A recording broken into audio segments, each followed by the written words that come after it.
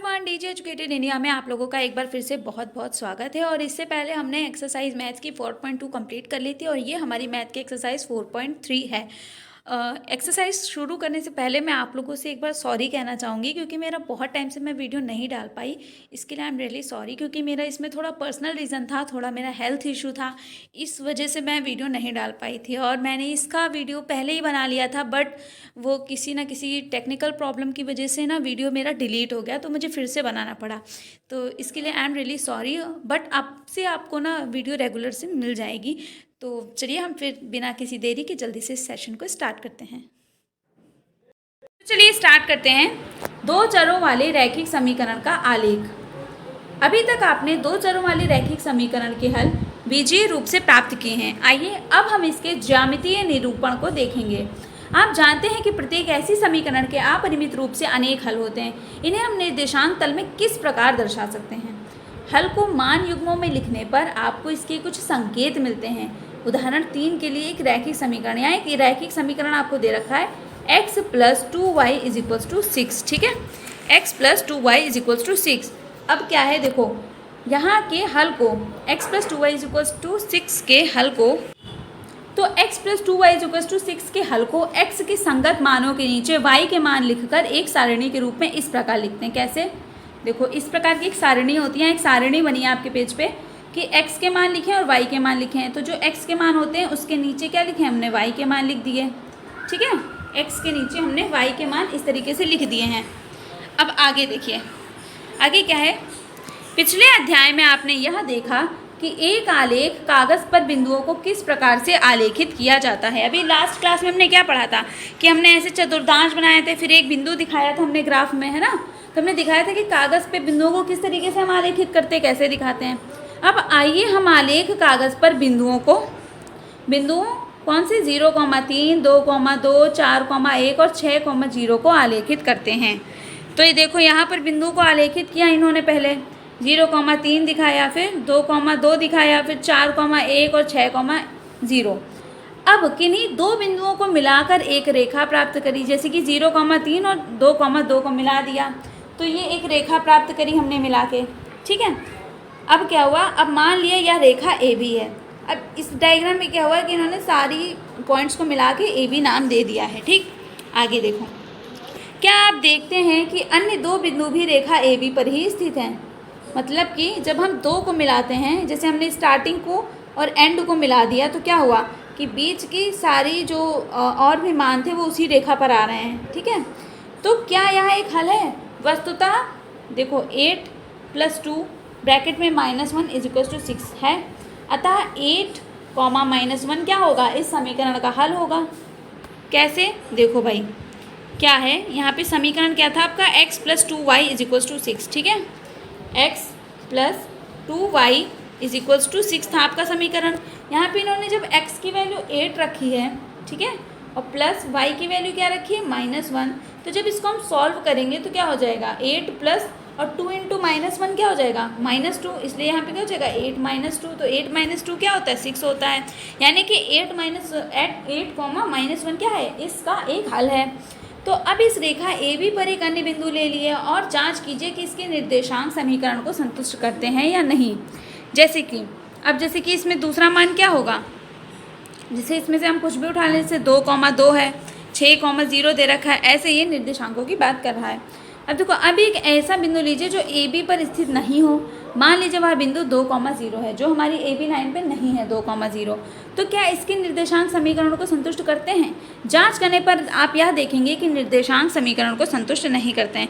यानी कि जो इस लाइन पर आएंगे जितने पॉइंट्स, वही उस समीकरण को संतुष्ट करेंगे, उसके अदर वाला नहीं करेगा। ठीक है, आगे देखो, इस तरह से हम देखते हैं कि प्रत्येक बिंदु जिसके निर्देशांक समीकरण एक को संतुष्ट करते हैं, रेखा ए बी पर स्थित होता है।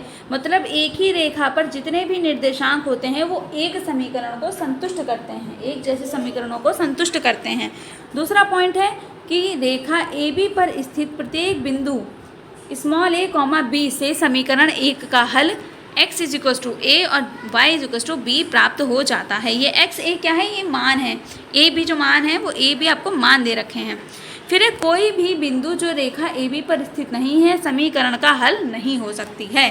तो ये वही बात है जो इस पहले में लिखा है कि जो लाइन पे आएंगे आपके ए बी रेखा पर जितने भी निर्देशांक दिए होंगे, जितने भी आपको दे रखे होंगे मान, वही समीकरण को संतुष्ट करेंगे, और तीसरे में कह रहा है कि जो उसमें नहीं है वो संतुष्ट नहीं करेंगे। ठीक, बात क्लियर हो गई होगी। अब देखिए आगे कह रहे हैं, अतः आप यह निष्कर्ष निकाल सकते हैं कि रेखा पर स्थित प्रत्येक बिंदु रेखा के समीकरण को संतुष्ट करता है। इस पॉइंट को आप हाईलाइट कर लीजिए, अपनी कॉपी में अंडरलाइन कर लीजिए। ठीक है, क्या निष्कर्ष है कि रेखा पर स्थित प्रत्येक बिंदु रेखा के समीकरण को संतुष्ट करता है, और समीकरण का प्रत्येक हल रेखा पर स्थित एक बिंदु होता है।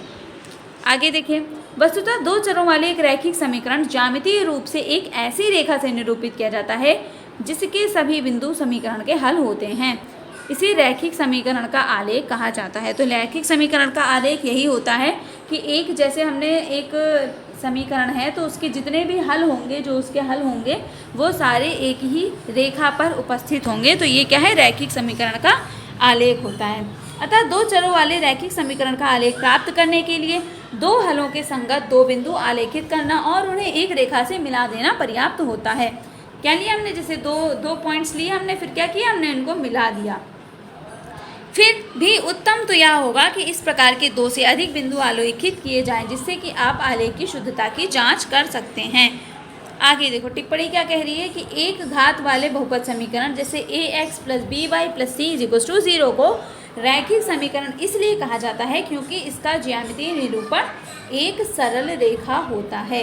तो ये एक समीकरण है आपका एक घात वाले बहुपद का, ax + by + c = 0। इससे रिलेटेड हम सवाल पहले कर चुके हैं।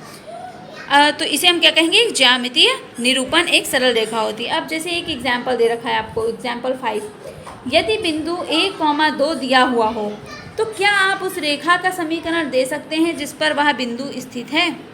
इस प्रकार के कितने समीकरण हो सकते हैं, यानी आपको एक बिंदु दे रखा है 1,2 और आपसे कह रहा है कि आप इससे कितने समीकरण दे सकते हैं। तो देखिए इसका आंसर क्या है, आंसर है कि 1,2 उस रैखिक समीकरण का एक हल है जिसे आप ढूंढ रहे हैं। इस प्रकार आप एक ऐसी रेखा का पता लगाना चाहते हैं जो बिंदु 1,2 से होकर गुजरती है। इस प्रकार के रैखिक समीकरण का एक उदाहरण है x + y = 3। कैसे, और अन्य समीकरण क्या है, y - x = 1, y = 2x, क्योंकि ये सभी बिंदु 1,2 के निर्देशांकों से संतुष्ट हो जाते हैं। वस्तुतः ऐसी अपरिमित रूप से अनेक रैखिक समीकरण हैं जो बिंदु 1,2 के निर्देशांकों से संतुष्ट हो जाती हैं।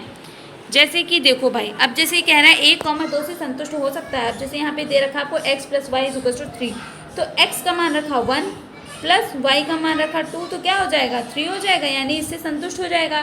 दूसरा आपको दे रखा y - x, तो y का मान क्या है 2 माइनस x का मान करेंगे 1, तो क्या आ जाएगा 1, ये भी संतुष्ट करता है। तो इन समीकरणों को ही संतुष्ट करेगा, यानी एक बिंदु कई रैखिक समीकरणों को संतुष्ट करता है। बात समझ में आई। अब आगे देखते हैं एग्जाम्पल नंबर 6। एग्जाम्पल नंबर 6 क्या कह रहा है, एग्जाम्पल नंबर 6 है x + y = 7 का आलेख खींचिए x + y = 7 का। देखो ग्राफ आलेख खींचने के लिए हमें समीकरण के कम से कम 2 हलों की आवश्यकता होती है। ठीक है, तो एग्जाम्पल नंबर 6 है जैसे यहाँ पर कि x + y = 7 का आलेख खींचिए। अब हल क्या है, ग्राफ आलेख खींचने के लिए हमें समीकरण के कम से कम 2 हलों की आवश्यकता होती है। आप देख सकते हैं कि दिए गए समीकरण के हल हैं x = 0 और y = 7, और x = 7 या y = 0। अतः ग्राफ खींचने के लिए आप नीचे दी गई सारणी का प्रयोग कर सकते हैं। जैसे आपको क्या दे रखा भाई, x + y = 7 दे रखा है आपको, ठीक है, आपको मान दे रखा है x + y = 7, यानी अगर हम एक मान को 0 मान लेंगे तो दूसरा मान हमें अपने आप पता चल जाएगा, है ना। अगर हम x को 0 मानेंगे तो y 7 आएगा, अगर y को 0 मानेंगे तो x 7 आएगा। तो इस तरीके से हमने यहाँ पे 2 मान निकाले हैं। एक x का मान रखेंगे जब 0 तो y का मान 7 होगा, और जब x का मान 7 रखेंगे तो y का मान 0 होगा। आगे देखो, सारणी 2 के बिंदुओं को आलेखित करके इन्हें एक रेखा से मिलान करके आलेख खींचना है। देखो ये कैसे यहाँ पे ग्राफ बनाया गया है। ये हमने पहले x अक्ष खींचा और ये हमने y अक्ष बनाया, ठीक है। अब यहाँ पे हमें सबको पता है कि यहाँ पे प्लस में होता है और ऊपर जाता है तो इधर प्लस में होता है, ठीक है। इधर लेफ्ट साइड होता है तो क्या होता है, माइनस में होती हैं वैल्यूज़, नीचे जाती हैं तो माइनस में होती हैं वैल्यूज़। ये कोई नई बात नहीं है। अब हमें क्या बनाना है, सबसे पहले यहाँ से देखेंगे तो यहाँ पे हमको पहले क्या बनाना पड़ेगा, 0,7 वाला, ठीक है। तो हम पहले 0,7 बनाएंगे। तो 0,7 कहाँ होगा भाई, 0 होगा आपका मूल बिंदु पर, 0 होगा मूल बिंदु पर, एक्स एक्सिस पे आपको लेना है, और 7 कहाँ लेना है आपको, वाई एक्सिस पे। तो वाई पे आप 7 काउंट करेंगे, 1 2 3 4 5 6 7। तो जहाँ पे 7 आएगा ना, वहाँ पे से हम वहाँ पर एक पॉइंट लगा देंगे, वो हो जाएगा 0,7 बन गया। ये जो आपका पॉइंट है ये वाला आपका 0,7 है। अब हमें दूसरा बनाना है 7,0। अब दूसरा पॉइंट है 7,0 दिखाना है। तो 7,0 मतलब 7 कहाँ दिखाना है, एक्स अक्ष पे, और 0 कहाँ दिखाएंगे, वाई अक्ष पे। वाई अक्ष पे यानी मूल बिंदु पे भी आ जाएगा यहाँ पे 0। तो यहाँ पे आपका 0 हो गया वाई अक्ष वाला, और एक्स अक्ष वाला 7 कहाँ हो गया, यहाँ नीचे हो गया, 1 2 3 4 5 6, और ये 7 हो गया आपका यहाँ पे। अब ये 7,0 का पॉइंट है, ये 0,7 का पॉइंट है, इन दोनों का हम मिला देंगे तो ये क्या बन गया, ये आपका आलेख बन गया, ठीक है, समीकरण का आलेख बन गया। इसी तरीके से आपको यहाँ पे एक और एग्जाम्पल दे रखा है कि आप जानते हैं कि एक पिंड पर लगाया गया बल पिंड में उत्पन्न त्वरण के अनुक्रमानुपाती होता है। ये फिजिक्स में आपने पढ़ा होगा। इस स्थिति को व्यक्त करने वाला एक समीकरण लिखिए और समीकरण को आलेखित कीजिए। जैसे हल देखो यहाँ पे क्या दे रखा है कि यहाँ 4 बल और त्वरण हैं, मान लीजिए। तो यहाँ पर चर बल और त्वरण है। अब मान लीजिए लगाया गया बल y मात्रक है और उत्पन्न त्वरण x है। x को हमने मान लिया, ठीक है। तो ये क्या कह रहा है कि हमने मान लिया जो बल है आपका, बल को बोलते हैं इंग्लिश में फोर्स, वो है y, ठीक है, और त्वरण जो है वो x है। त्वरण यानी एक्सेलरेशन बोलते हैं इंग्लिश में, वो क्या है, x है आपका। अब अनुपात और समानुपात से आप इस तथ्य को इस प्रकार व्यक्त करेंगे, y = k × x, जहाँ पे k क्या है, एक अचर का काम करेगा। विज्ञान के अध्ययन से आप यहाँ जानते हैं कि वास्तव में k पिंड का द्रव्यमान होता है। अब क्योंकि हम यहाँ नहीं जानते हैं कि k क्या है, इसलिए हम y = kx का परिशुद्ध आलेख नहीं खींच सकते। फिर भी यदि हम k को एक मान दे दें तब हम आलेख खींच सकते हैं। मतलब अगर आपसे कोई कह दे कि y = kx का एक मान बताओ, एक डायग्राम बना दो आलेख, तो आप कैसे बना सकते हैं, क्योंकि आपको जो आप निर्देशांक दिखाने या आप संख्या रेखा पर भी कभी भी आप k ABCD अल्फ़ाबेट्स नहीं दिखाते, आप एक नंबर्स दिखाते हैं 1 2 3 4 5 6। तो इसलिए आप k नहीं दिखा सकते हैं। इसलिए क्या होगा, यहाँ पे k का मान लिया गया है 3। तो जब हम k का मान 3 मान लेंगे तो y = क्या हो जाएगा, 3x हो जाएगा। तो जब y = 3x हो जाएगा तो इसको निरूपित करने वाली एक रेखा को हम खींच सकते हैं। आगे क्या है, इसके लिए इस समीकरण के हम 2 हल ज्ञात करते हैं। मान लीजिए ये हल 0,0 और 2,0 हैं। इस आलेख से आप यह देख सकते हैं कि जब लगाया गया बल का मात्रक 3 होता है तब उत्पन्न त्वरण का मात्रक 1 हो जाता है।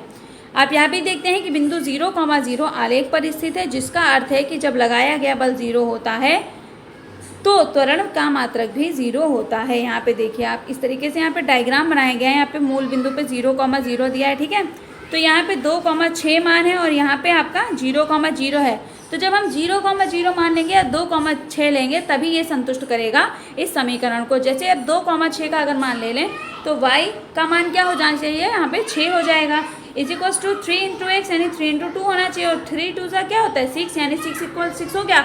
तो जब हम 2,6 मान रखेंगे तो समीकरण संतुष्ट हो जाएगा। तो 2,6 रखा हमने तो ये संतुष्ट हो गया। इसी तरीके से 0,0 मान देखें। अब क्या करें इन लोगों का, हम नहीं सुध हुई हैं।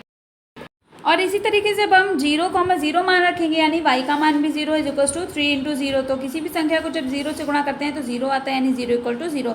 यानी ये दोनों मान कैसे हैं, जो इस समीकरण को संतुष्ट करते हैं। इसीलिए इन दोनों पॉइंट्स को हम मिला देंगे तो हमारा ये आलेख बन के तैयार हो जाएगा। अब देखते हैं आगे क्या कह रहा है। आगे देखो ये क्या है, एक टिप्पणी इसी क्वेश्चन के लिए दे रखी है कि y = kx के रूप की समीकरण का आलेख एक रेखा होती है जो सदैव मूल बिंदु से होकर के जाती है। अगर आपको k का मान नहीं दिया, इसका मतलब है कि आपका जो आलेख होगा वो कहाँ से जाएगा, मूल बिंदु से होकर जाएगा। अब देखते हैं उदाहरण 8। उदाहरण 8 क्या कहता है कि आकृति 4.5 कहाँ पे है आकृति आपकी, नीचे दे रखी है, ये है 4.5 की आकृति। अब देखिए इसमें क्या है कि 4.5 में दिए गए प्रत्येक आलेख को ध्यान से दीजिए और नीचे के प्रत्येक आलेख के विकल्पों से आलेख में दिए गए समीकरण का चयन कीजिए। जैसे आकृति 4.5 फर्स्ट में हम देखेंगे, क्या देखेंगे कि x + y = 0, x + y = 0। तो हमको कहाँ पे दिखेगा x + y = 0, पहले हमें देखना है फर्स्ट डायग्राम में।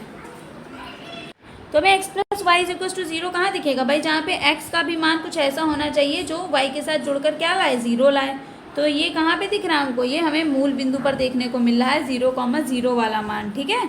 तो ये क्या है, x plus y is equal to 0 करेगा, क्योंकि 0 में 0 जोड़ेंगे तो 0 आएगा। दूसरा हमें मान क्या दे रखा है, दूसरा दे रखा है y is equal to 2x। y is equal to 2x हमें कहाँ पर दिखेगा इसमें, तो ये मान हमको देखने को मिलता है यहाँ पे 1,2 वाला, ठीक है। 1,2 जो मान है ये हमारा क्या हो जाएगा, y is equal to 2x समीकरण को संतुष्ट करेगा। देखो भाई रख के क्या है, x की वैल्यू 1, y की वैल्यू 2। तो देखो y is equal to 2x में रखेंगे तो y की जगह 2 इज इक्वल टू 2 इंटू 1 क्या हो जाएगा, 2 हो जाएगा, यानी समीकरण को संतुष्ट करेगा। यानी कि आपका जो 1,2 मान है वो आपका y is equal to 2x समीकरण के लिए है।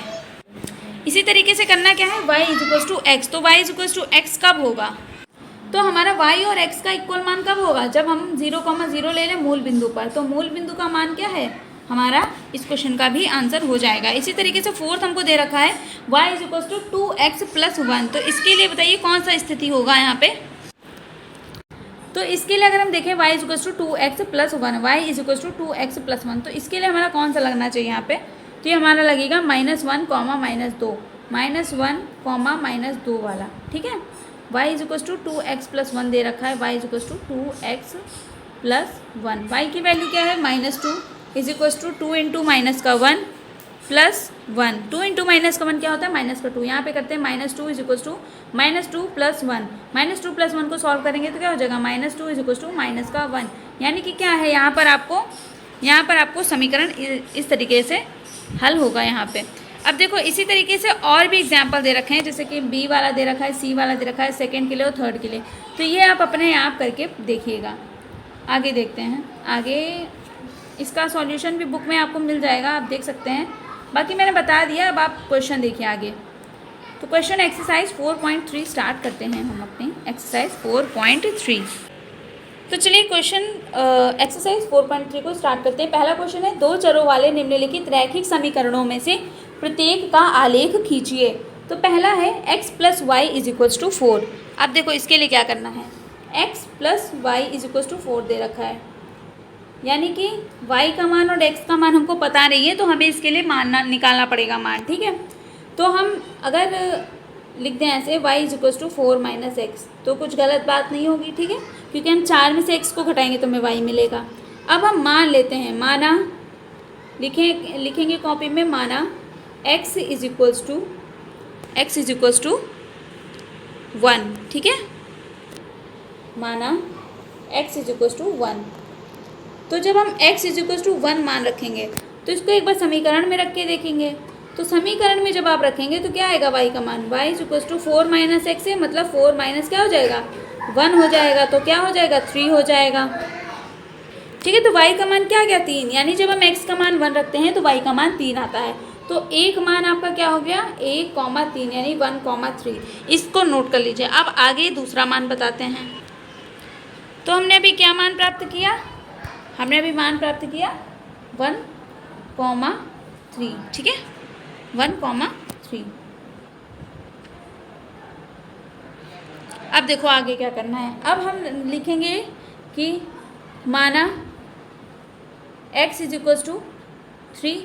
अब जब हम x का मान 3 रख दें तो y का मान क्या आएगा, y इज इक्वल्स टू क्या था हमारा, y इज इक्वल्स टू हमारा था 4 माइनस एक्स, यानी कि 4 माइनस एक्स करेंगे तो क्या होगा, 4 माइनस 3 हो जाएगा। तो y का मान क्या आ जाएगा, 1 आ जाएगा, यानी जब हम x का मान 3 रखते हैं तो y का मान 1 आ जाता है। तो इसी तरीके से हमको दूसरे बिंदु मिल गए, क्या बिंदु है वो, 3,1। अब हमें ये दो बिंदु प्राप्त हो गए, 1,3 और 3,1। अब आगे देखिएगा। तो अब इसे देखिए हम कैसे दिखा सकते हैं। यहाँ पे हम इसे एक सारणीबद्ध करके इसे अपनी कॉपी में दिखाएंगे। सबसे पहले ये हम पहले अपनी एक सारणी बना लेते हैं।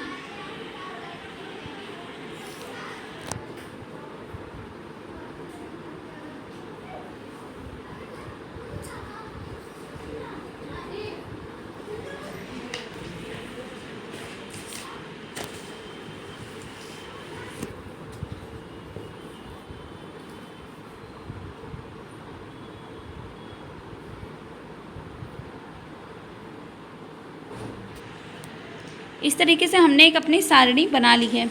अब हम यहाँ पे अपने मान रखेंगे, यहाँ पे जैसे x की वैल्यू लिखेंगे, यहाँ पे हम y की वैल्यू लिखेंगे। तो हमने x का मान पहले क्या रखा था 1, ठीक है, तो y का मान कितना आया था 3।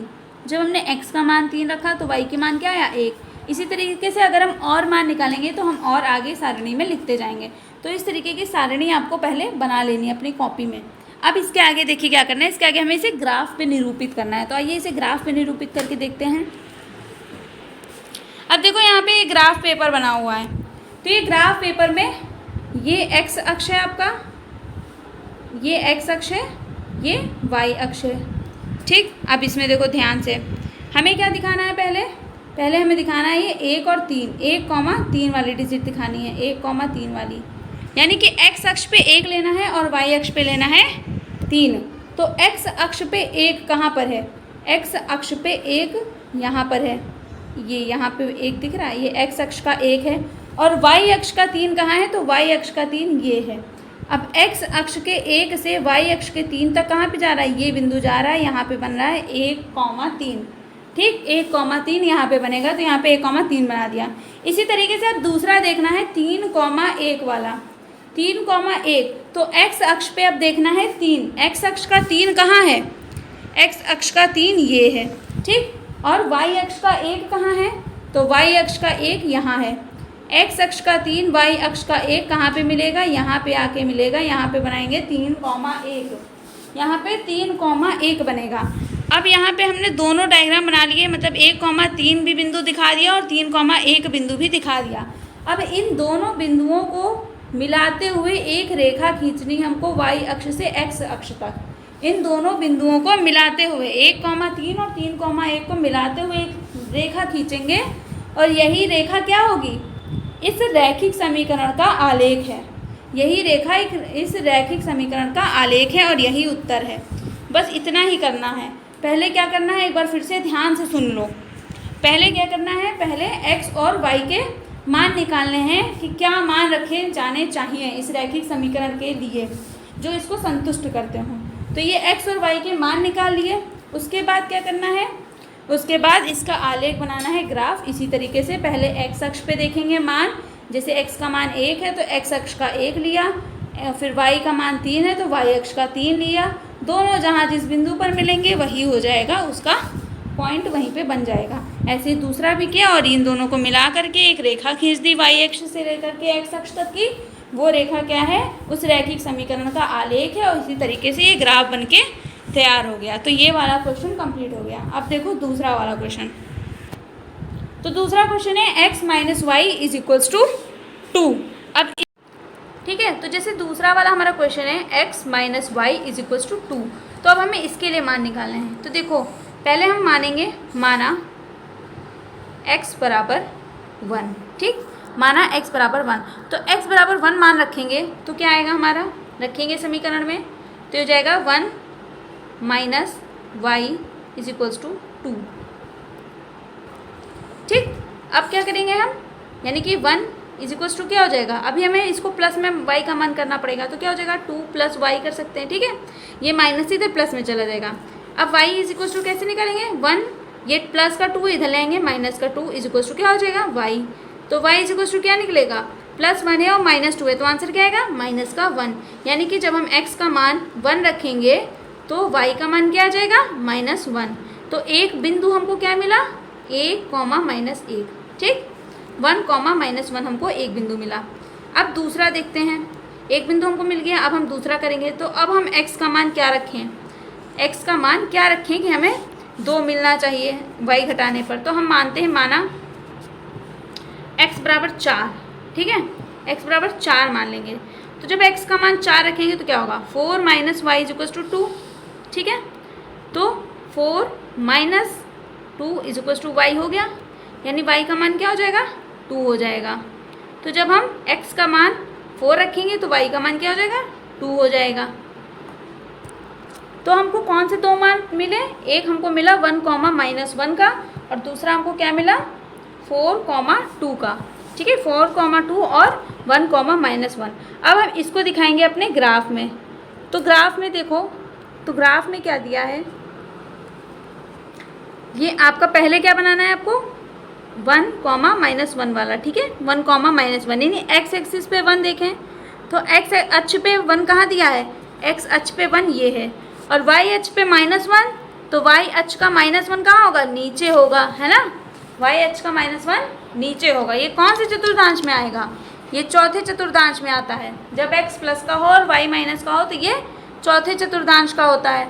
तो चौथे चतुर्थांश में हमने देख लिया x अक्ष पे हमको 1 और y अक्ष पे -1, तो इनको मिलाने वाला बिंदु क्या है, ये बिंदु है, इसलिए यहाँ पे हमें क्या मिला, 1 कॉमा -1 हमको यहाँ इस बिंदु पर मिला। ठीक, अब दूसरा हमारा क्या पॉइंट है, दूसरा हमारा पॉइंट है 4,2 का, यानी हमको x अक्ष का 4 चाहिए और y अक्ष का 2, तो ये कहाँ मिलेगा, ये मिलेगा पहले चतुर्थांश में।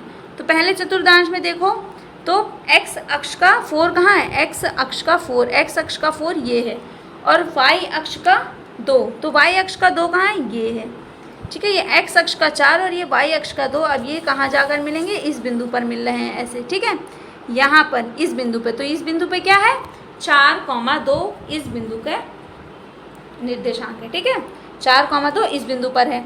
अब ये दोनों बिंदु को हमको क्या करना है, बस एक स्ट्रेट लाइन यहाँ पे ड्रॉ कर देनी है इन दोनों को मिलाते हुए, और ये हमारा आलेख बनके तैयार हो गया इस रैखिक समीकरण का। ठीक है, ये क्वेश्चन यहाँ पे कंप्लीट हो गया। अब देखेंगे थर्ड वाला क्वेश्चन।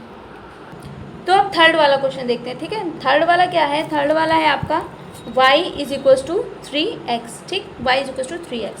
अब y का मान इक्वल्स टू 3x। ठीक, 3x। अब माना x बराबर, x का मान सबसे पहले क्या मानेंगे, x बराबर मानेंगे हम 1। सब में पहले x का मान 1 रख के देखेंगे, तो x का मान 1 रखेंगे तो y का मान क्या आ जाएगा, y is equals to 3 into 1, यानी कि 3 1 जा 3। तो हमने जब x का मान 1 रखा तो y का मान 3 आ गया, तो हमें बिंदु क्या प्राप्त हो गए, 1,3। ठीक है, ये बिंदु हमको प्राप्त हो गए 1,3। अब दूसरा मान रखते हैं y का, x का। अगर हम मानेंगे x का मान, माना x इज इक्वल्स टू -1। अगर x का मान -1 रखें तो, अगर x का मान -1 रखें तो y का मान क्या हो जाएगा, 3 इंटू -1, तो y इज इक्वल्स टू क्या हो जाएगा, -3। तो जब हम x का मान -1 रखेंगे तो y का मान -3 आएगा, जब x का मान 1 रखेंगे तो y का मान 3 आएगा। तो दूसरा बिंदु हमको क्या मिल जाएगा, -1, -3। तो ये हमारे दोनों मान निकल आए। अब हम इसे ग्राफ पेपर पे देखेंगे। तो देखिए ये हमारा ग्राफ पेपर, यहाँ पर ग्राफ है। ठीक, अब हमने क्या करना है, पहले हमको यहाँ के कौन से निर्देशांक दिखाने, हमको पहला दिखाना है यहाँ पे आपको 1,3। ठीक, 1,3 यानी x अक्ष पर 1, तो x अक्ष का 1 कहाँ है, ये है, और y अक्ष का 3 कहाँ है, यहाँ पे है। तो ये दोनों कहाँ मिलेंगे, ये यहाँ से आया, ये यहाँ से आया, दोनों यहाँ पर मिल रहे हैं, तो यहाँ पे क्या बन गया, 1,3 बन गया। ठीक है, 1,3 यहाँ पर हो गया। अब दूसरा क्या कह रहा है, दूसरा कह रहा है हमको दिखाना है -1, -3, -1, -3। तो -1, -3 कहाँ देखेंगे, x अक्ष का -1, x अक्ष का -1 ये है, और y अक्ष का -3 कहाँ है, ये है। तो x अक्ष का -1 और y अक्ष का -3 मिले यहाँ पर, ये बिंदु हो गया -1 और -3 का। अब इन दोनों को बिंदु a b रेखा डाल देंगे एक, और उससे मिला देंगे दोनों बिंदुओं को, तो क्या बन गया, इसका ग्राफ बनके तैयार हो गया। ऐसे ही सेम क्वेश्चन नंबर 4 भी देख लेते हैं वीडियो। क्वेश्चन नंबर 4 क्या है हमारा, 3 is equals to 2x plus y. ठीक है, फोर्थ क्वेश्चन है 3 is equals to 2x plus y. अब हमको यहाँ पे x का मान रखना है। ठीक है, तो हम x का मान 1 तो बहुत देर से रख रहे हैं, चलो हम -1 रखते हैं, तो x बराबर रख लेते हैं -1। तो x का मान -1 रखा, माना x बराबर -1। अब रख के देखो समीकरण पे, तो क्या हो जाएगा, 3 is equals to 2 into -1 into plus y. ठीक, 3 is equals to 2 into -1 plus y, तो क्या हो जाएगा, 3 इज इक्वल्स टू 2 1 से 2 और प्लस माइनस, तो माइनस का 2 और प्लस का वाई। अब ये -2 जब इधर जाएगा बराबर के, तो क्या हो जाएगा, प्लस हो जाएगा। तो 3 + 2 इज इक्वल्स टू वाई, यानी y की वैल्यू क्या हो जाएगी, 5। यानी जब हम x की वैल्यू -1 रखते हैं तो y की वैल्यू 5 आती है। तो हमको एक बिंदु के निर्देशांक क्या मिल गए हमें, -1,5। ठीक है, -1,5। अब दूसरा मान रखते हैं, तो दूसरा मान हम क्या रखेंगे, अब हम x का मान रखते हैं 2, माना x बराबर 2।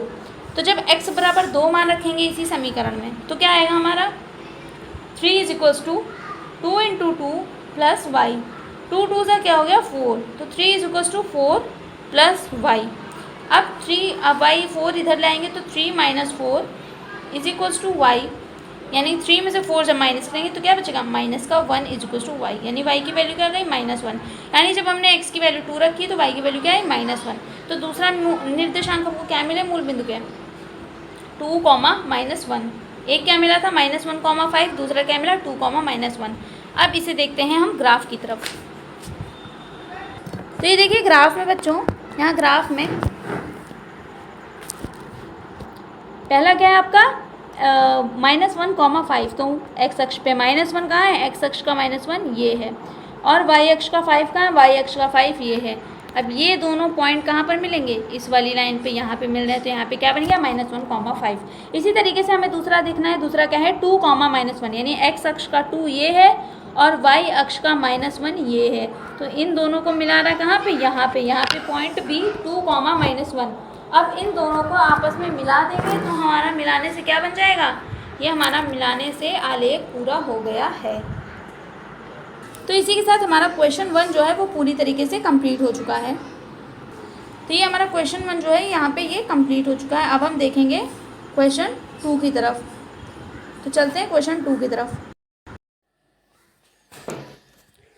तो अब हम देखेंगे क्वेश्चन नंबर 2 को। ठीक है, क्वेश्चन नंबर 2 है, बिंदु 2, 14 से होकर जाने वाली दो रेखाओं के समीकरण लिखिए। इस प्रकार की और कितनी रेखाएं हो सकती हैं और क्यों। मतलब हमें ऐसी रेखा के समीकरण निकालने हैं जो 2, 14 से होकर जाती हो, यानी x का मान 2 होना चाहिए और y का मान होना चाहिए 14। क्वेश्चन तुमसे यही कह रहा है कि x का मान 2 होगा और y का मान होगा 14। क्यों, क्योंकि हमें क्या करना है, इस बिंदु से होकर जाने वाली दो रेखाओं के समीकरण लिखने हैं। ठीक है, और ये बताना है कि कितनी रेखाएं हो सकती हैं और क्यों हो सकती हैं। तो चलिए इसके आगे का हम क्वेश्चन करते हैं। तो इसके लिए हमने यहाँ पे लिखा है कि माना 2, 14 से होकर जाने वाली रेखा जो है हमारी, यानी कि ax + by + c = 0 है। क्योंकि हम क्या करते हैं, हम समीकरण को हमेशा इसी रूप में लिखते हैं ना, ax + by + c = 0 के फॉर्म में। तो हमने इस फॉर्म में इस संख्या को लिखेंगे। तो अब हम इस समीकरण के लिए क्या करेंगे, हमें पता है कि x का मान हमें रखना है 2 और y का मान हमें रखना है 14। ठीक है, तो अब हमें x का मान 2 और y का मान 14 तो पता है, लेकिन हमें a की वैल्यू और b की वैल्यू तो नहीं पता है कि a की वैल्यू क्या होनी चाहिए और b की वैल्यू क्या होनी चाहिए। तो हम यहाँ पर क्या करेंगे, हम सबसे पहले मानेंगे a = 1 और b = 1 भी रख कर देखेंगे। दोनों मानों में एक मान रख के देखेंगे। ठीक है, तो उससे क्या होगा, हमें c की वैल्यू पता चल जाएगी। सबसे पहले हमें c की वैल्यू पता करनी है, तो हम सबसे पहले चलिए यही काम कर लेते हैं।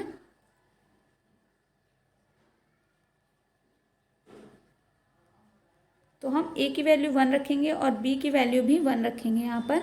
तो समीकरण लिखते हैं हम ax + by + c = 0, यानी a की वैल्यू क्या है 1 × x की वैल्यू क्या है 2 + b की वैल्यू 1 × y की वैल्यू 14 = अब 2 × 1 तो 2 होता है, 14 × 1 भी 14 होगा। तो 14 और 2 को जब ऐड करेंगे तो यह आएगा हमारे पास 16। ठीक है, जो कि c की वैल्यू है। यहाँ पे +c भी लिखना है, तो c की वैल्यू क्या आ गई, 16 आ गई। ठीक है, यहाँ पे c की वैल्यू हमारी 16 आ चुकी है।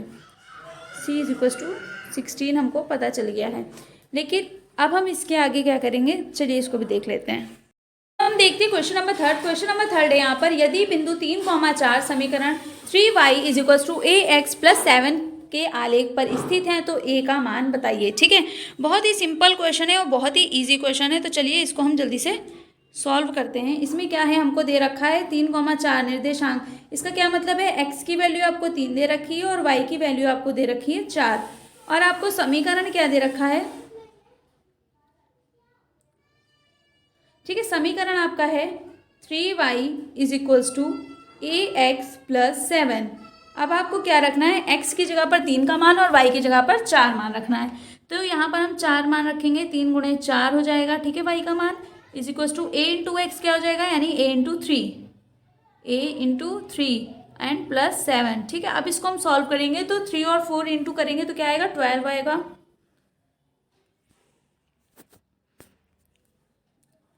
ठीक है, ये 12 हो गया = a × 3 क्या हो गया, 3a और +7।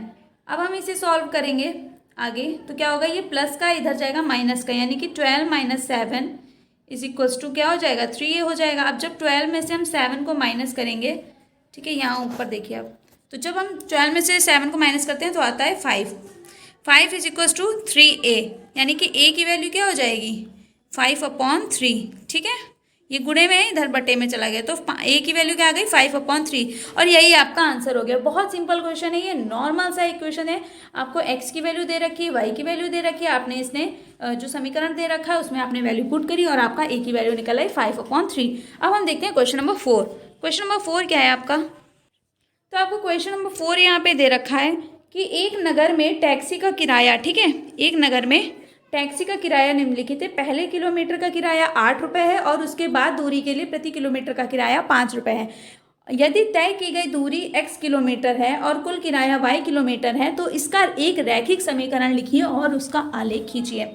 तो चलिए इसको करते हैं। हमें क्या दे रखा है क्वेश्चन में कि पहले किलोमीटर का किराया 8 रुपये है और वो गया कितना है, टोटल x किलोमीटर गया है, ठीक है, और उसने y रुपये खर्चा किए, मतलब उसने जो टोटल रुपये खर्चा किए हैं y इज इक्वल्स टू वो कितने होने चाहिए, पहले 1 किलोमीटर का किराया, ठीक है, पहले 1 किलोमीटर का किराया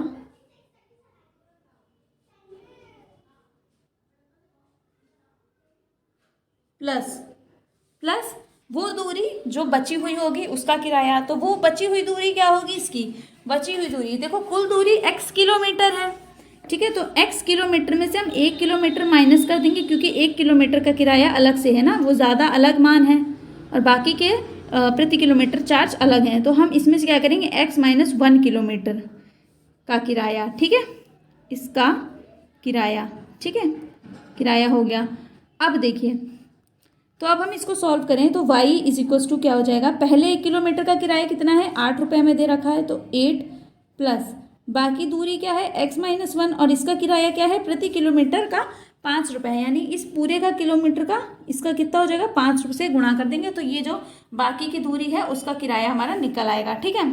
तो ये हमारी y की वैल्यू है। अब हमें इसे सॉल्व करेंगे तो क्या हो जाएगा 8 प्लस 5 × x हो जाएगा 5x और माइनस 5 × 1 5, ठीक है, यानी कि अब हम इसको सॉल्व करें तो क्या होगा 8 में से 5 माइनस होगा तो 3 बचेगा, यानी y इज इक्वल्स टू क्या हो जाएगा 5x + 3, 5x + 3। यहाँ से हमको समीकरण मिलेगा, यहाँ से हमको ये रैखिक समीकरण मिल रहा है, ठीक है। अब देखिए इसे हम किस तरीके से लिख सकते हैं, तो हम इसको इस तरीके से भी लिख सकते हैं ax - y वाले फॉर्म में, ठीक है, जैसे आपने पढ़ा नहीं ax - b + by + c = 0, तो उसी के फॉर्म में हम समीकरण को लिखते हैं हमेशा। तो 5x और ये y इधर जाएगा तो माइनस का y + 3 = 0, ये आपका समीकरण निकल के आ गया, ठीक है, ये आपका समीकरण, ये रैखिक समीकरण निकल आया। अब हमें क्या देखना है, अब हमें इसके आगे का क्वेश्चन सॉल्व करना है। इसके आगे क्वेश्चन में कह रहा है कि इसका आलेख हमको खींचना है। तो आलेख खींचने के लिए हमें क्या चाहिए, x और y के मान पता होने चाहिए, वो भी दो मान। क्यों, क्योंकि हमें 2 बिंदु चाहिए होते हैं एक भी सीधी रेखा खींचने के लिए। तो इसके लिए हम क्या करेंगे, माना x is equals to -1, x की वैल्यू -1 मानेंगे, ठीक है, x की वैल्यू जब -1 मानेंगे तो इसको हम यहाँ पे रखेंगे तो क्या हो जाएगा 5 × -1 तो हो जाएगा -5 माइनस y की वैल्यू क्या होगी, y की वैल्यू अब हम निकालेंगे तो y + 3 = 0। अब हम इसको सॉल्व करेंगे तो क्या हो जाएगा, ये -2, यानी -2 = 0, तो y की वैल्यू क्या हो जाएगी -2, यानी कि जब हम x का मान -1 रखते हैं तो y का मान -2 आता है।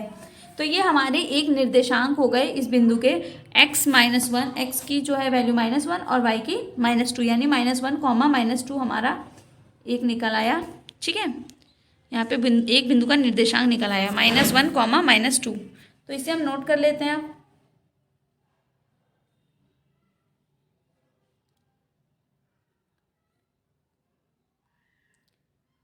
-1, -2। इसी तरीके से हमें दूसरा मान भी रख रहा है, तो हम यहाँ पे दूसरा मान x का मान लेते हैं 2, ठीक है,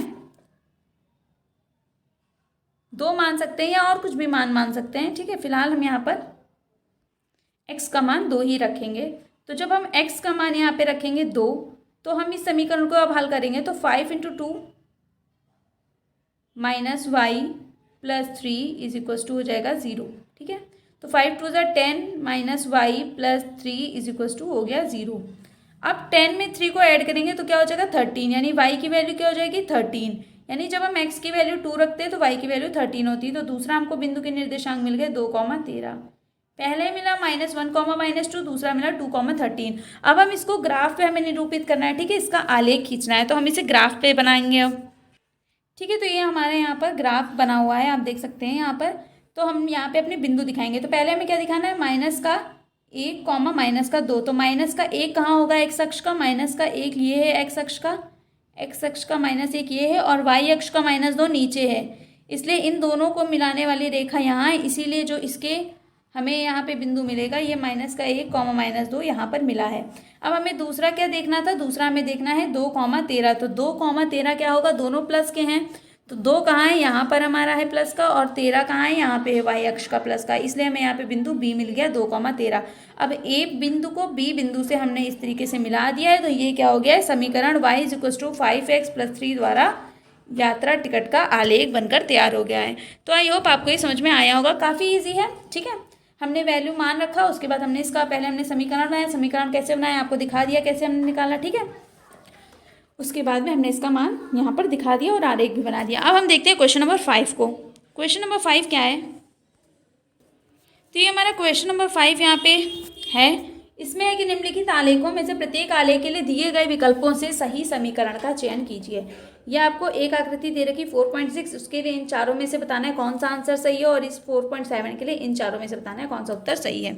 तो इसको कैसे करना है, देखिए इसके लिए क्या है, आपको यहाँ पर पहले मान दे रखे, एक मान दे रखा आपको -1,1 दे रखे हैं निर्देशांक, और यहाँ पर दे रखे हैं 1,-1, यानी एक बार x का मान आपको -1 और y का मान 1 रखना है, और दूसरी बार में आपको x का मान 1 और y का मान -1 रखना है। तो अब हम इस टाइप के क्वेश्चन को कैसे सॉल्व करेंगे, कि हम कैसे पता करेंगे कि इनमें से सही है। देखो पहले तो हमें ये कह रखा है कि x का मान अगर -1 रखेंगे तब y का मान हम रखेंगे 1। ठीक, अब पहला जो इसका ऑप्शन दे रखा है ये कह रहा है y = x, यानी x और y दोनों बराबर होने चाहिए, लेकिन यहाँ पे दोनों बराबर नहीं है, x -1 है और y क्या है +1 है। और अगर ये दूसरी कंडीशन भी लेते हैं तो भी y फिर -1 हो जाएगा, x +1 हो जाएगा। तो इसका मतलब ये तो किसी भी तरीके से नहीं हो सकता। ठीक है, ये तो बिल्कुल ही गलत है, तो इसको हमने यहीं से काट दिया। अब हम ट्राई करेंगे सेकेंड वाला, x + y = 0। तो अब हम इसमें रखेंगे मान को x + y = 0 ऑप्शन में। तो x की वैल्यू रखेंगे -1 प्लस y की वैल्यू +1 = 0, और -1 + 1 क्या हो जाता है 0 हो जाता है, यानी कि LHS = क्या है RHS है। यहाँ पे ये चीज़ प्रूव कर रहा है, इसलिए क्या होगा इसका आंसर सेकेंड वाला ऑप्शन हो जाएगा। अगर आप चाहें तो x की जगह +1 और y की जगह -1 रख के देख लेंगे, फिर भी सेम ही आएगा ना भाई। तो इसी वजह से क्या है इसका आंसर ये सेकेंड वाला ऑप्शन हो गया। बाकी ऑप्शन करके देखने की कोई ज़रूरत नहीं है, अगर आप चाहते हैं तो अपनी संतुष्टि के लिए कर सकते हैं। ठीक है, कुछ भी नहीं है इसमें। आप देखते हैं नेक्स्ट वाला आकृति 4.7 के लिए। 4.7 के लिए क्या है, आपको ये 4 ऑप्शन दे रखे हैं, इसके मान क्या है आपके, इसके 3 मान दे रखे हैं, -1,3, 0,2 और 2,0। ठीक है, तो अब हम इनको रख के देखेंगे। तो हम पहले लेंगे x का मान -1 और y का मान क्या लेंगे 3, y का मान 3। ठीक है, क्योंकि हम ये वाला निर्देशांक यूज़ करें -1,3 वाला। अब हम पहला वाला समीकरण लेंगे, तो पहला वाला ऑप्शन क्या कह रहा है y = x + 2। ठीक है, y की वैल्यू क्या है 3 = x की वैल्यू हमारे पास -1 है, और यहाँ पे हम +2 रखेंगे तो क्या आएगा हमारे पास 3 = 1 हो जाएगा। तो 3 = 1 तो होना नहीं चाहिए, तो यहाँ पे क्या हो जाएगा हमारा LHS = not equal to RHS। ठीक है, यानी दायां पक्ष बायां पक्ष के बराबर जो है नहीं है दायां बायां पक्ष आपस में, इसलिए हमारा क्या हो गया, इसका भी फर्स्ट वाला ऑप्शन गलत हो गया, यानी कि ये भी नहीं होगा आंसर। ठीक है, अब हम देखेंगे सेकेंड वाला करके। तो अब हम इसका भी सेकेंड वाला ट्राई करते हैं कि सेकेंड में क्या आएगा। सेम मान को हम रख कर देखेंगे। ठीक है, हमें तीनों पहले नहीं ट्राई करने, पहले हमें एक ट्राई करना है, क्योंकि जो भी आंसर होगा उसमें ये तीनों ही सही बैठेंगे। अब y = x - 2 में रखते हैं मान, y = x - 2। y की वैल्यू 3 = x की वैल्यू -1 और 2 की वैल्यू -2। माइनस होता है प्लस, लेकिन 3 = हो जाएगा -3, जो कि बिल्कुल भी गलत है, यानी इसमें भी LHS = not equal to RHS। Okay, तो यानी कि ये सेकेंड वाला भी सही नहीं है, तो सेकेंड वाला भी ऑप्शन हमारा आंसर नहीं हो सकता। अब हम थर्ड वाला ऑप्शन यहाँ पे ट्राई करेंगे। जब तक हमें हमारा आंसर नहीं मिल जाएगा हम तब तक अपने ऑप्शंस को ट्राई करते रहेंगे कि क्या आंसर होना चाहिए। ठीक है,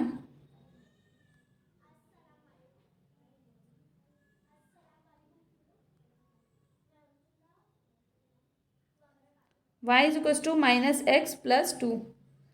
y की वैल्यू क्या है यहाँ पे 3 है, इज इक्वल टू एक्स की वैल्यू क्या होगी -1 ऑलरेडी है और वो -1, तो माइनस माइनस क्या हो जाएगा प्लस हो जाएगा, तो ये प्लस का 1 हो जाएगा और +2, तो 1 और 2 क्या हो जाएगा 3, यानी 3 इज इक्वल टू 3, यानी कि यहाँ पे क्या हो रहा है आपका LHS is equal to RHS prove हो रहा है। ठीक है, तो ये पहला वाला ऑप्शन तो इसमें सही बैठ गया, पहला वाले आपके बिंदु के निर्देशांक बिल्कुल सही है, ऑप्शन नंबर 3 वाला एकदम करेक्ट है।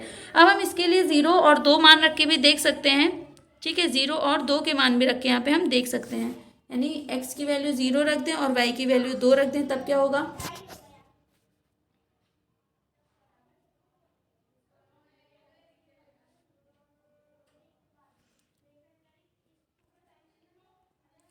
x की वैल्यू 0 और y की वैल्यू 2 रखते हैं, तब क्या होगा, तब यहाँ हो जाएगा आपका 2 हो जाएगा यहाँ पे मान 2 बराबर 0 + 2, तो फिर से ये LHS RHS प्रूव हो गया। ठीक है, अब इसी का अपोजिट कर लेते हैं, इसका अपोजिट क्या है, हमारा तीसरा बिंदु दे रखा है 2,0, तो यहाँ पे 2 रखते हैं और यहाँ पे 0 रखते हैं, तब क्या आएगा, वैसे प्रूव हो जाएगा क्योंकि यहाँ पर आप पहले भी कर चुके हो। आप देखिए यहाँ पे 2 रखा और ठीक है यहाँ पे 2 हो गया, यहाँ पे हो गया 0, तो यहाँ पे आपका 0 हो गया और यहाँ पे आपका 2 हो गया। ठीक है, लेकिन ये माइनस का हो, क्यों, क्योंकि x हमारा माइनस का है, तो माइनस का 2 और प्लस का 2 क्या हो गया, हमेशा कट के 0 हो गया, तो यहाँ पे भी LHS RHS प्रूव हो गया, यानी कि इस जो क्वेश्चन का आपका आंसर होगा वो ऑप्शन नंबर 3 होगा। ठीक है, ऑप्शन नंबर 3 इसका राइट आंसर है, जैसे फर्स्ट वाले का यहाँ पर आपका सेकेंड ऑप्शन सही है, x + y = 0 और 4.7 आकृति के लिए आपका माइनस का x + 2 आपका सही आंसर है, तो आपका ऑप्शन नंबर 3 यहाँ पे सही है और यहाँ पे ऑप्शन नंबर 2 सही है, तो आपका ये क्वेश्चन नंबर 5 भी कंप्लीट हो गया। अब देखते हैं हम क्वेश्चन नंबर 6। ठीक है, तो हमने ये देख लिया कि हमने 1,5 और 3,15 के बिंदु ये कैसे हमने निकाले हैं। ठीक है, बहुत इजी तरीका हो गया। अब हम इसके आगे का देखते हैं। आगे का पॉइंट कहता है 2 मात्रक दूरी के लिए पिंड द्वारा किया गया कार्य। हमें क्योंकि यहाँ दे रखा क्वेश्चन में क्या हमें 2 मात्रा के लिए और 0 मात्रा के लिए दोनों के लिए हमें क्या करना है कि पिंड द्वारा तय की गई दूरी ये है, तो आलेख द्वारा किया गया कार्य ज्ञात करना है इन दोनों मात्रकों से।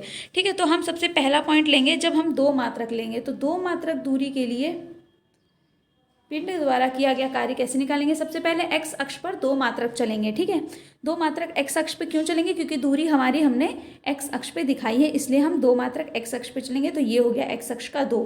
ठीक है, दूसरा पॉइंट क्या है, दूसरा पॉइंट ये है y अक्ष के समानांतर चलाने पर, तो y अक्ष के समानांतर चलाने पर आलेख पर बिंदु P प्राप्त होता है। ठीक है, तो y अक्ष पे चलेंगे तो हमें बिंदु P प्राप्त होगा। अब B पॉइंट क्या है कि P से x अक्ष के समानांतर चलकर y अक्ष तक पहुंचते हैं। P कोई पॉइंट है, ठीक है, P पॉइंट की बात हो रही है यहाँ पर, तो P पॉइंट क्या है कि P से x अक्ष के समानांतर चल के हम y पर पहुँचेंगे। ठीक है, यानी हमें पहली बात हमें ये तो पता है कि हमारा जो x अक्ष का 2 मात्रक है वो कहाँ पर है, ये पता। अब हम इससे ही चलेंगे तो हम कहीं P पे जा कर के पहुँचेंगे। ठीक है, P पर जा कर के हम पहुँचेंगे।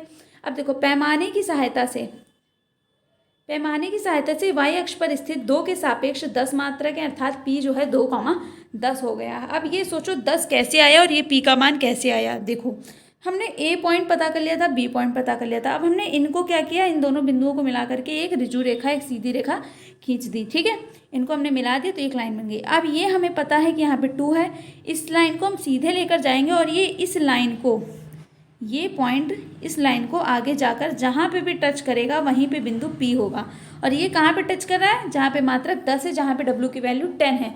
इससे स्पष्ट होता है कि 2 मात्रक दूरी चलने पर पिंड द्वारा जो है आपका किया गया कार्य क्या होगा, 10 मात्रक होगा। समझ में आई बात। जब हम यानी कि जब हम 2 मात्रक को यहाँ से जब हम मात्रक 2 लेते हैं तो हमारा क्या होगा, यहाँ पे कार्य आएगा 10। समझ में आया कैसे हुआ, समझ में आ गया होगा। ठीक है, कैसे आया कि हमें भाई x की वैल्यू दे रखी कि जब हम 2 मात्रक रखेंगे तो हमारा जो है W क्या निकलेगा, यहाँ पर W हमें बताना था।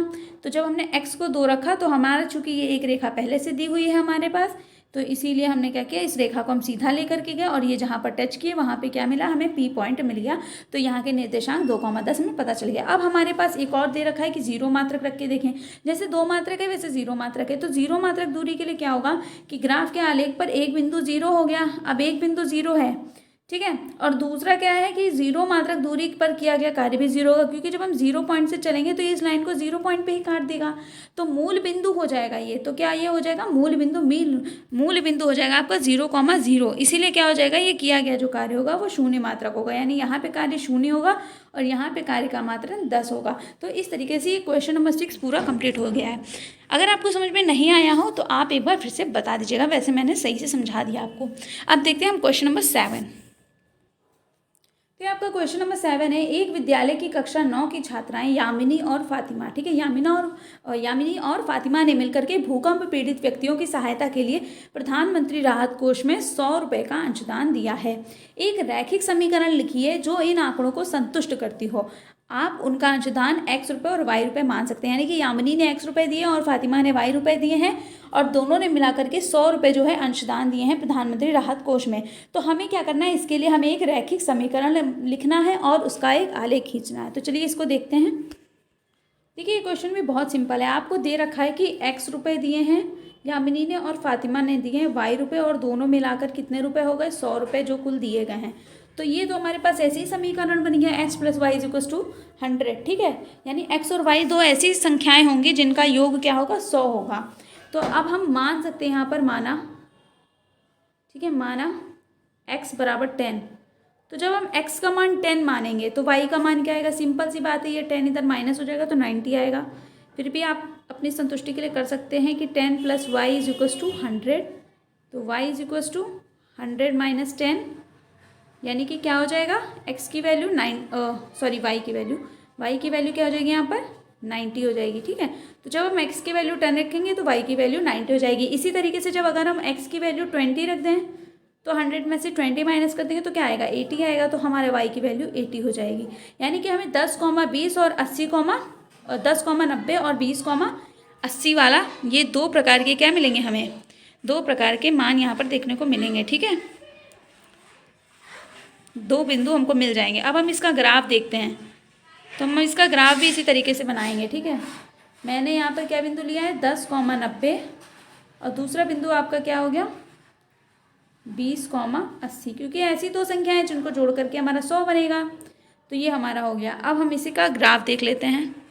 तो देखिए यहाँ पे हम देख सकते हैं इस ग्राफ में, देखिए जैसे यहाँ पे 10, 90 a का मान है और b का मान 80, 20 है। तो ये हमने बिंदु यहाँ पे ले लिया है, x अक्ष का 80, y अक्ष का हमारा 20, ये दोनों यहाँ आके मिले तो यहाँ पे एक पॉइंट मिला 80, 20। इसी तरीके से x अक्ष का 10 और y अक्ष का 90 मिल करके यहाँ पे 10, 90 बन गए, और ये जिस लाइन पे मिल रहे हैं यही क्या है, इनका आलेख बन गया है, जो कि x + y = 100 का लेखा चित्र होता है। अब देखिए ये सीधी सी बात क्या है, इसका हम ये देखते हैं। वैसे तो ये आंसर कंप्लीट हो गया है, लेकिन अगर आप सोचो कि आपको ग्राफ पेपर पे ये 100, 10, 200, 500 इतने अंक दिखाने, तो आप कैसे दिखाओगे, ब्लॉक्स तो लिमिटेड होते हैं। तो इस तरीके के क्वेश्चंस के लिए हम क्या करते हैं कि एक ब्लॉक का मान 10 मान लेते हैं, ठीक है। अगर हमें एक अंक दिखाना होगा यहाँ पर, जैसे यहाँ पर ये मूल बिंदु 0 है, फिर हमने एक खांचे के बाद यहाँ पर इसको 10 मान लिया है, इसके बाद नेक्स्ट ब्लॉक को हमने 20 मान लिया, 1, 2 ना मान करके 10, 20 माना है।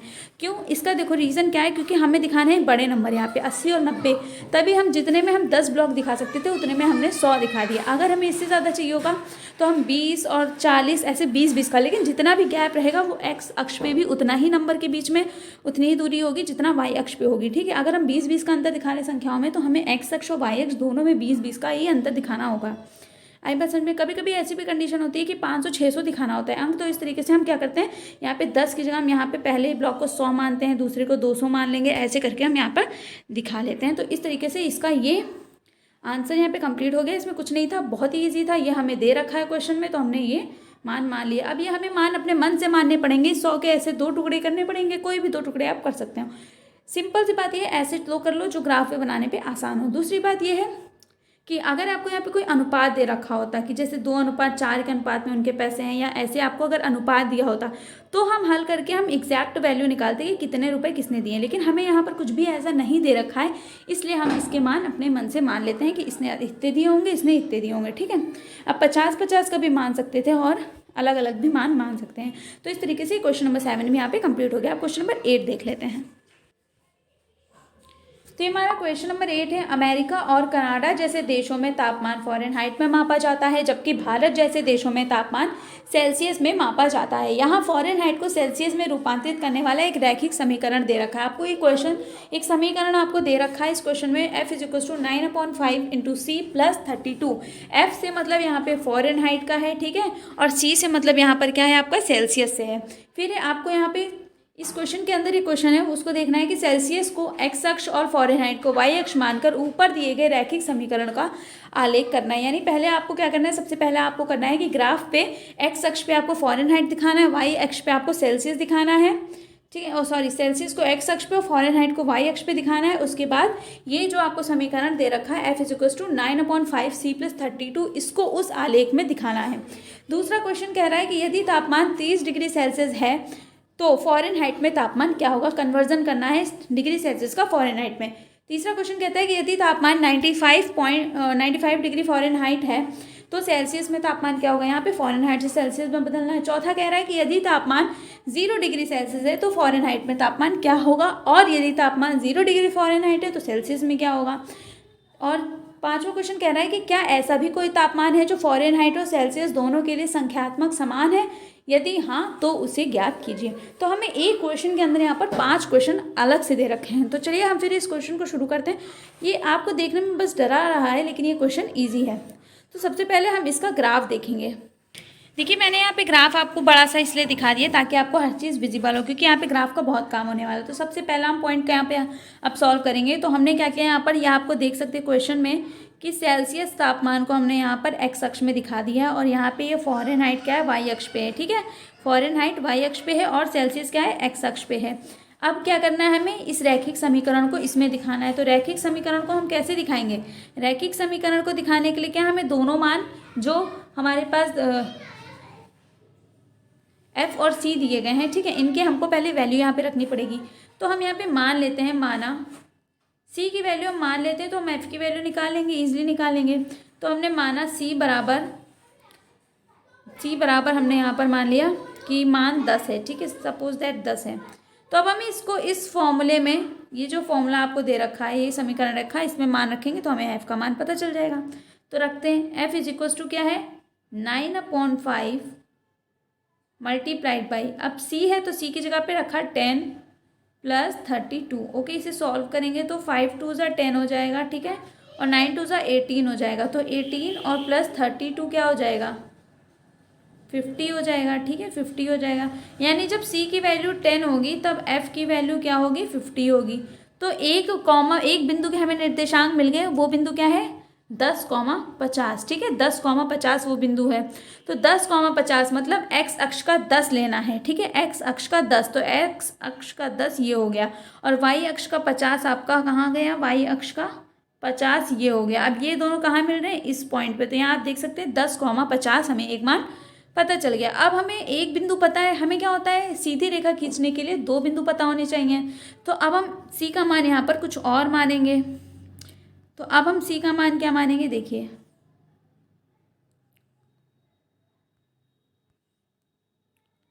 अब हमें यहाँ पर C का मान चेंज करना पड़ेगा।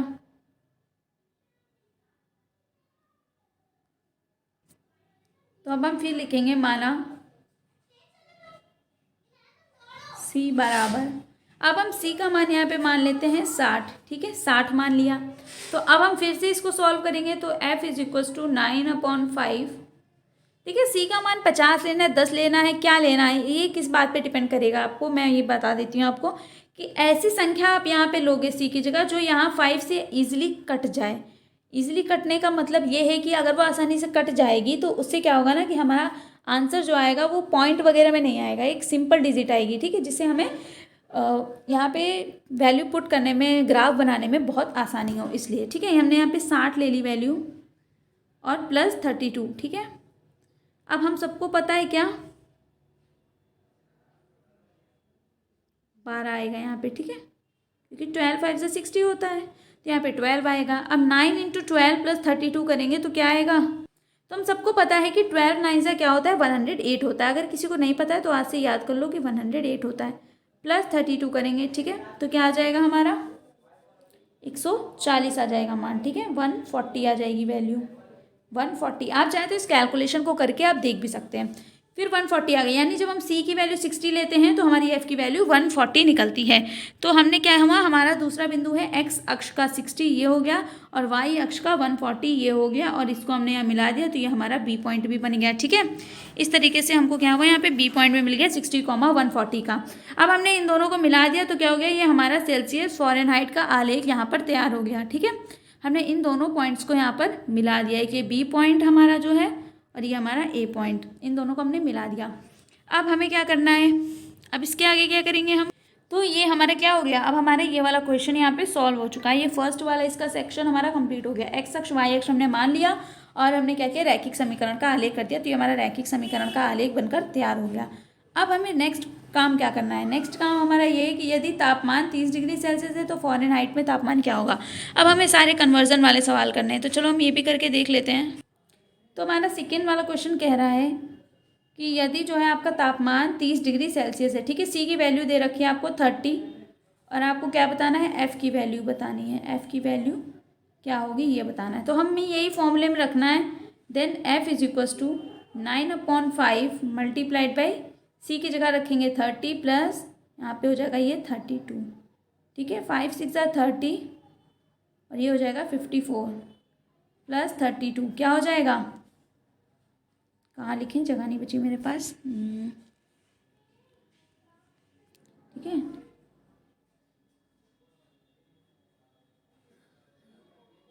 प्लस 32 ये हो गया हमारा 86। ठीक, यानी जब सी की वैल्यू 30 आई है तो एफ की वैल्यू क्या 86, यानी कि 30 डिग्री सेल्सियस जो है वो 86 डिग्री फ़ारेनहाइट के बराबर होता है।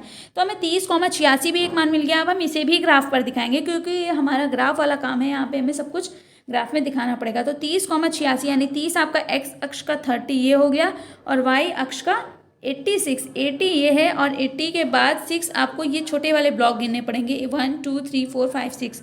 ठीक है, तो आपका यहाँ कहीं आएगा, इसीलिए यहाँ पर ये पॉइंट है, तो ये आपका 30,86 है, जिसे पी पॉइंट से दिखा देगा। आप कुछ भी नाम रख सकते हो, ठीक है, आपके ऊपर है ये, बस आपको पॉइंट सही जगह दिखाने हैं। तो ये आपका ये वाला यहाँ पर आंसर हो गया। अब हम करते हैं नेक्स्ट वाला। नेक्स्ट क्या है, नेक्स्ट आपका क्वेश्चन ये है कि टेम्परेचर 95 डिग्री फ़ारेनहाइट है तो सेल्सियस में चेंज करो। इसका कन्वर्जन क्या है, फ़ारेनहाइट से सेल्सियस है, तो इसको भी कर लेते हैं। एफ़ की वैल्यू है 95, निकालनी किसकी है, सी की वैल्यू। फॉर्मूला क्या है, F is equals to 9/5 multiplied by C plus 32। तो यहाँ पे क्या हो जाएगा, 95 is equals to 9/5 multiplied by C plus 32।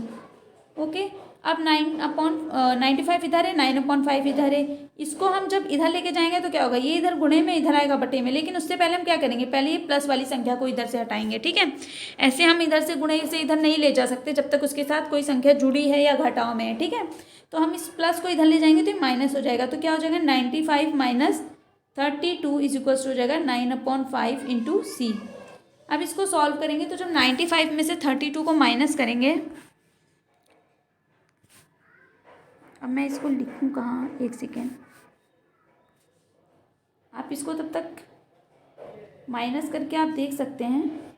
नहीं, देखिए 95 में से जब 32 को माइनस करते हैं तो आपका आता है यहाँ पर 63।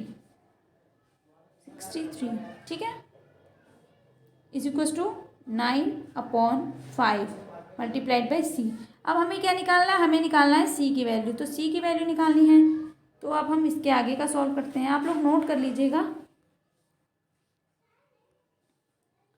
अब इसको इधर ले जाएंगे तो ये क्या हो जाएगा, ऊपर का नीचे, नीचे का ऊपर, यानी multiplied by 5 divided by 9 is equals to C. ठीक, अब इसको सॉल्व करेंगे तो 9 7 ज़ा 63 होता है। ठीक है, और 7 5 ज़ा क्या होता है, 35 होता है। यानी सी की वैल्यू क्या हो जाएगी, 35 हो जाएगी।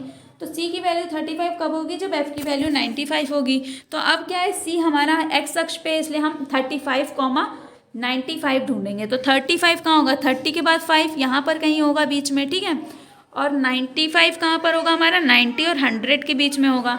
तो 90 और 100 के बीच में यहाँ पे 95 है, यहाँ पे आपका 35 है। इन दोनों को पॉइंट मिला दे, यहाँ पे 35,95 का पॉइंट बन गया। ठीक है, हो गया सिंपल। अब फोर्थ वाला देखते हैं। फोर्थ क्या कह रहा है, यदि टेम्परेचर जो है वो आपका 0 डिग्री सेल्सियस है तो फ़ारेनहाइट में तापमान क्या होगा, और अगर फ़ारेनहाइट 0 डिग्री है तो सेल्सियस क्या होगा। दोनों को 0 डिग्री रख के देखना है कि क्या होगा। तो चलिए हम इसको भी करके देख लेते हैं।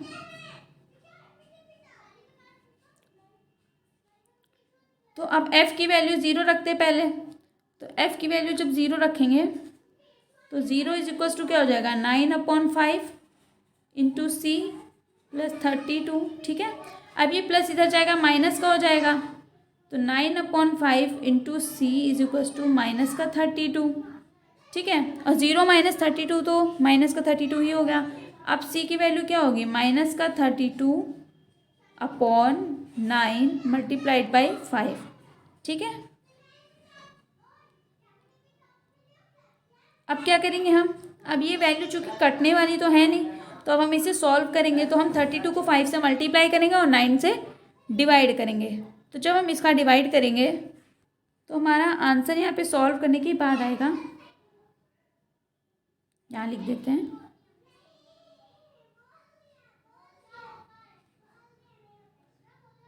सी की वैल्यू तो हमारी आएगी माइनस का 17.77 डिग्री। ठीक है, तो जब हम फ़ारेनहाइट 0 लेते हैं तो सेल्सियस कितना निकलेगा, 17.770 डिग्री। अब हम ये काम उल्टा करेंगे, अब हम सी में 0 रखेंगे और क्या होगा, सॉरी हमने, हाँ सेल्सियस 0 रखा था, ये फ़ारेनहाइट की वैल्यू है, हाँ सॉरी। ठीक है, तो आपका यहाँ पे सेल्सियस का आ गया मान माइनस का 17.77। जब हमने 0 डिग्री फ़ारेनहाइट मान लिया तो हमारा सेल्सियस माइनस का 17.77 डिग्री है। जैसे यहाँ पर आपको ये मान मिल जाएगा। अब हमें क्या करना है, अब हमें क्या निकालना है, अब हमें 0 डिग्री सेल्सियस का मान रखना है। तो हम सेल्सियस 0 में लेंगे तब हमारा फ़ारेनहाइट क्या आएगा, तो इसको देख लेते हैं।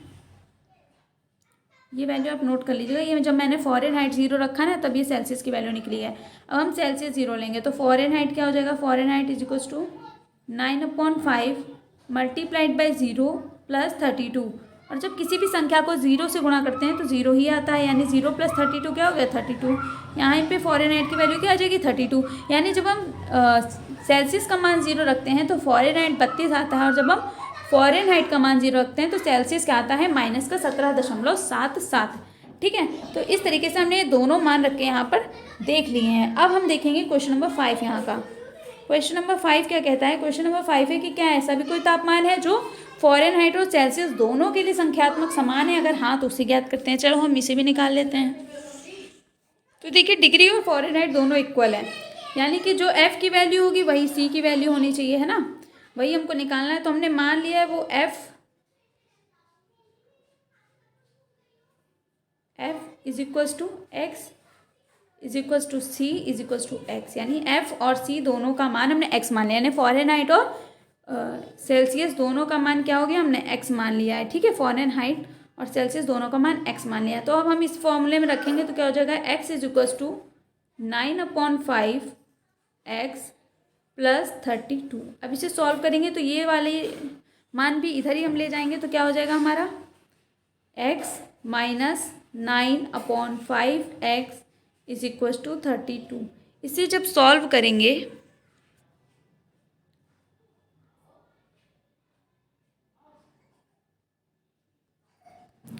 तो हमारे पास आएगा, एलसीएम लेंगे हम यहाँ पे 5। ठीक है, तो यहाँ पे क्या हो जाएगा, 5x माइनस का 9x इज इक्वल टू 32। पूरा स्टेप बता रहे डिटेल में, तो ज़रा ध्यान से देखिएगा। ठीक है,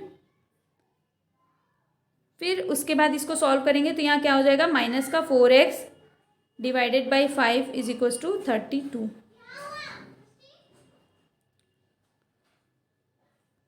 अब इसको सॉल्व करेंगे तो क्या, ये 5 बटे में इधर ले जाएंगे गुणे में, तो क्या हो जाएगा, माइनस का 4x is equal to 32 multiplied by 5 करेंगे तो 5 2 ज़ा 10 और 5 3 ज़ा 15 और 1 16। ठीक है, 160 हो जाएगा माइनस का 4x की वैल्यू। लेकिन हमें किसकी निकालनी है, हमें निकालनी है वैल्यू x की। तो अब हम क्या करेंगे, माइनस का 4x के साथ मल्टीप्लाइड में है तो उधर जाएगा डिवाइड में हो जाएगा, तो x इज इक्वल टू क्या हो जाएगा, 160/4 और प्लस ये इधर का माइनस है तो यहाँ माइनस आ जाएगा। ठीक है, तो 4 4 ज़ा 16 होता है और 0, यानी कि x की वैल्यू क्या हो जाएगी, -40। यानी -40 डिग्री का तापमान वो तापमान है जिस पर डिग्री सेल्सियस और फ़ारेनहाइट दोनों की वैल्यूज़ इक्वल होती हैं, दोनों का क्या है, मान एक बराबर होता है, तो वो है -40 डिग्री सेल्सियस पे। ठीक है, तो हम इसका उत्तर किस तरीके से लिख सकते हैं कि -40 डिग्री तापमान वो तापमान है जो फ़ारेनहाइट और सेल्सियस दोनों के लिए संख्यात्मक रूप से समान है। ठीक है, तो इस तरीके से हमने अपना ये क्वेश्चन नंबर 8 भी पूरा कंप्लीट कर लिया है। सो आई होप आप लोगों को ये लेक्चर समझ में आया होगा। अगर आपको समझ में आया है तो आप जो है एक लाइक कर सकते हैं इस वीडियो को, अगर आपको समझ में आया है तो, ठीक है। और इसे अपने दोस्तों के साथ शेयर भी कर सकते हैं। और हाँ, कोई भी प्रॉब्लम हो तो आप इसे कमेंट में ज़रूर बताइएगा, ताकि मुझे पता चले कि आपको समझ में आ रहा है या नहीं आ रहा है, इससे रिलेटेड कोई भी प्रॉब्लम है। किसी को भी कोई भी प्रॉब्लम हो आप कमेंट करके बता सकते हैं। और अगर जिसने सब्सक्राइब नहीं किया तो प्लीज़ इस चैनल को सब्सक्राइब कर लेना, ताकि जो है जो भी वीडियोज़ हों वो आपको पता चल जाए। और एक तो इसी तरीके से आप लोग आगे बने रहिए वीडियो पर। और आपको अगर कोई भी डाउट है तो आप कमेंट करके पूछ सकते हैं। फिर हम मिलते हैं नेक्स्ट वीडियो में, तब तक के लिए जय हिंद, जय भारत सभी को।